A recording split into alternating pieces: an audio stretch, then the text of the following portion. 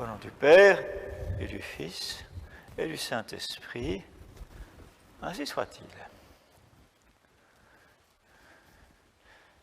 Que notre Seigneur Jésus-Christ voyait-il du haut de la croix? Il voyait la gloire de son Père rétablie, la gloire que lui avaient refusée les pécheurs. Il voyait le péché originel lavé. D'immenses foules d'âmes vivant en état de grâce. Et le ciel ouvert. Et l'enfer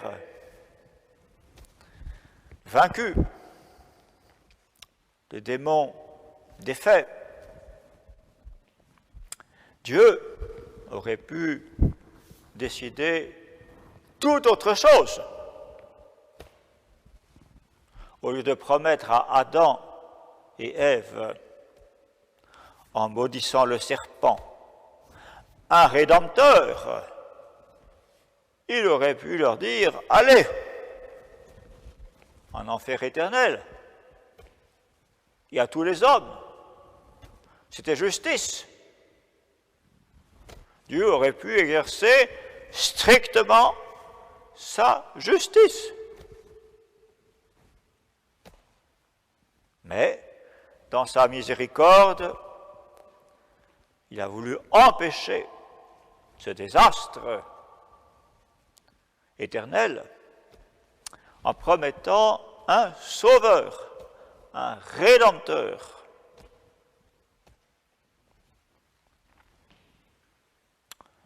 Il aurait pu, dans sa miséricorde, choisir autre chose. Il aurait pu dire à Adam, « Bon, vous avez péché, vous m'avez offensé gravement, je vous pardonne. Maintenant, allez-vous-en, pan !» C'est ce qu'on appelle condamner une faute. Ce n'est pas pardonner, c'est condamner. Allez, maintenant, débarrassez-moi de vous, allez. Mais le problème, c'est que les descendants d'Adam, nous autres, nous serions retombés dans le péché. Et pourtant, il fallait bien qu'un homme, ou que l'humanité, les hommes, expient leurs péchés. Il fallait bien que les hommes offrent à Dieu une compensation pour cette offense infinie du péché, non seulement le péché originel, mais tous les péchés personnels de toute l'humanité. La justice était là. Il fallait que l'homme satisfît à la justice de Dieu, demanda pardon de ses fautes et payant la peine, pas éternelle, mais temporelle, de leurs péchés. Et c'était impossible.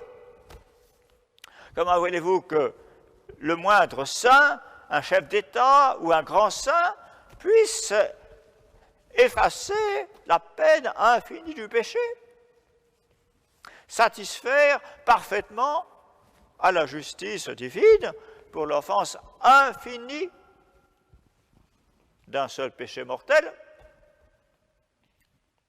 C'est pourquoi Dieu décida que cet homme serait un homme Dieu. Cet homme serait Dieu en même temps. Et donc il décréta de toute éternité l'incarnation du Fils de Dieu qui devait naître de la Vierge immaculée pour monter sur la croix, offrir à Dieu le Père un sacrifice, une œuvre qui serait bien plus agréable à Dieu que ne lui avait été désagréables tous les péchés du monde. Voilà l'explication que nous pouvons trouver de ce mystère de l'incarnation et de la rédemption. Il fallait que l'homme payât, que l'homme se réparât lui-même, que l'homme se relevât de la boue dans laquelle il tombait. C'est ce qu'on appelle se racheter. J'ai une histoire dans ma famille. Oh, j'en suis pas fier, c'est le contraire. C'était pendant la Première Guerre mondiale. Un de mes parents, pas un grand-père, non, un parent, avait commis des injustices. Il avait fait des dettes très graves dans l'administration de son métier. Il fut condamné à 2 ans de prison avec sursis. Mais on lui dit, attention, si la guerre éclate, c'était en 1913, si la guerre éclate, vous irez au bataillon pénitentiel. Bon. Et la guerre éclata. En 1914, il fut donc enrôlé de force dans le bataillon pénitentiaire. Et c'était des troupes sacrifiées qui devaient monter à l'assaut les premières. Et donc, un jour de 1915, ma famille reçoit une lettre. Chère maman, cher papa, demain, nous allons à l'attaque. Il y a des bombardements affreux pour préparer cette attaque. Mais je sais que les Allemands ont des mitrailleuses. Peut-être que je vais y passer. Peut-être que je vais devoir mourir. Mais j'aurais fait mon devoir. J'aurais réparé mes fautes. Bon. Et puis, 2 semaines après, 2e lettre du colonel du régiment. Le soldat X a été grièvement blessé au cours de l'attaque à tel endroit en Champagne, 1915. Il a été porté à l'ambulance du régiment. Il a été visité par l'aumônier et il est décédé de ses blessures. Voilà. Il avait été visité par l'aumônier qui a pu lui dire, mon enfant, offrez vos souffrances et votre vie, s'il le faut, en réparation de vos fautes.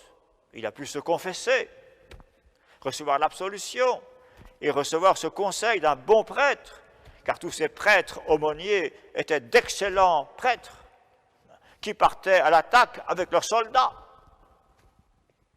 Si quelqu'un tombait, immédiatement, il se mettait contre lui pour écouter sa confession et lui donner l'absolution. Alors, pour ce parent de ma famille, il était là à l'ambulance, le prêtre était là, il a écouté en confession, absous, et dit, offre ta vie maintenant, en réparation, rachète-toi. Il s'était racheté. Et tout ça, vous voyez, c'est impossible de nous racheter du moindre péché si ce n'est pas là le rachat que notre Seigneur Jésus-Christ nous a mérité.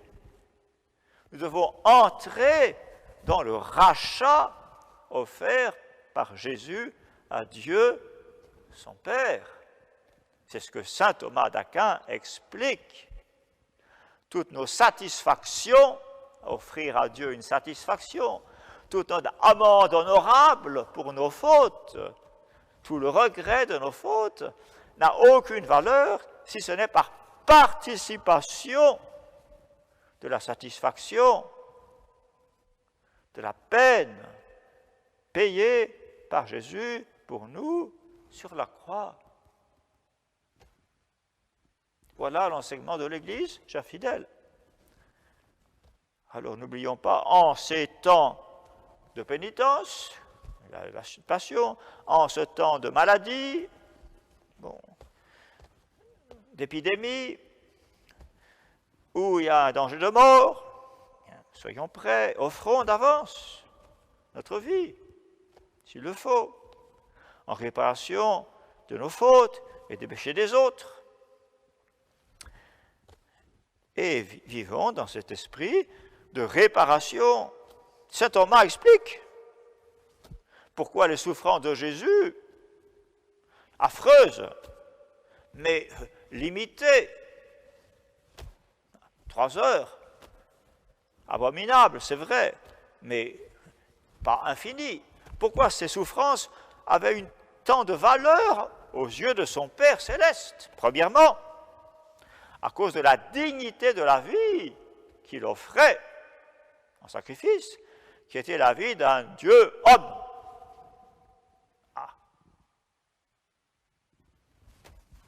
Deuxièmement, à cause de l'universalité de ses souffrances, les souffrances physiques, les clous dans les endroits les plus sensibles des poignets, qui ont broyé les nerfs de ses poignets, et suspendu pendant 3 heures sur ces nerfs broyés, en étouffant, suffocant, avec les blasphèmes des Juifs, les souffrances morales.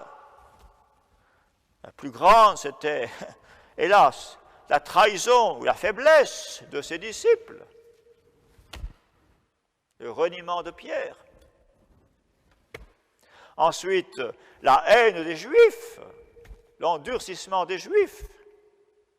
Et enfin, son sang répandu, qui ne pourrait pas servir vraiment à tous les hommes, parce que beaucoup refuseraient de croire en lui.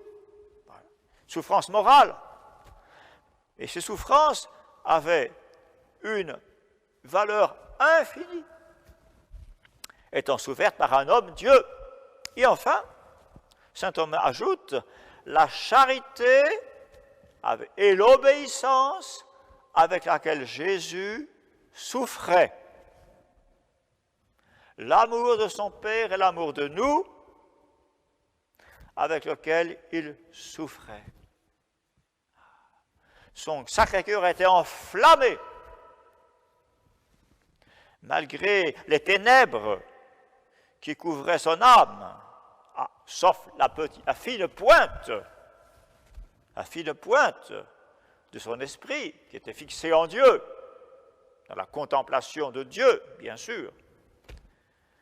Mais son cœur était enflammé d'amour de son Père, réparer sa gloire, et l'amour de nos âmes à sauver. Représentons-nous notre Seigneur comme cela sur la croix, dans les plus horribles souffrances et l'amour le plus extraordinaire. Et tâchons de l'imiter, premièrement, par l'obéissance, c'est-à-dire les commandements de Dieu, notre devoir d'État, et deuxièmement, l'amour dans notre cœur, recevant cet amour du Sacré-Cœur de Jésus et du cœur immaculé de Marie. La charité avec laquelle nous devons offrir nos souffrances pour le rachat, notre rachat et le rachat de tant d'âmes. Pensons que la Sainte Vierge était là et voyait le sang de Jésus couler et se disait « c'est mon sang ». Voyait le corps de Jésus torturé et disait « c'est mon corps ». Bien sûr, elle était la mère vierge, immaculée de Jésus. Alors, demandons à la très Sainte Vierge de nous faire comprendre, de nous de nous inspirer ces sentiments très profonds que Jésus avait du haut de la croix pour son Père et pour nos âmes. Ainsi soit-il. Au nom du Père et du Fils et du Saint-Esprit, ainsi soit-il.